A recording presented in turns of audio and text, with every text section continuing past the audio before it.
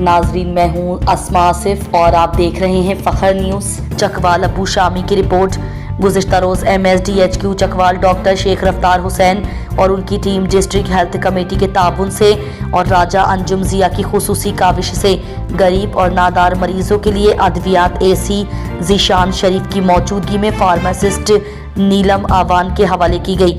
इस मौके पर हेल्थ कमेटी के तमाम मेंबरान राजा अंजुम ज़िया, मियाँ खुर्रम शहजाद, होमियो डॉक्टर अरशद सलीम, सेठ काशिफ नज़ीर, चौधरी सज्जाद अहमद और आरिफ सईद एडवोकेट मौजूद थे। इस किस्म की काविश को बारिश का पहला कतरा कहा जा सकता है या कह लें कि हिकमत मर्दा मदद खुदा। मजमूई तौर पर तमाम मुखिर हजरात से अपील की गई है कि इस कार खैर में हिस्सा डालें। तमाम अरकान हेल्थ कमेटी और MS डॉक्टर शेख रफ्तार ने हाजी यासीन और हफीजुल रहमान का शुक्रिया अदा किया।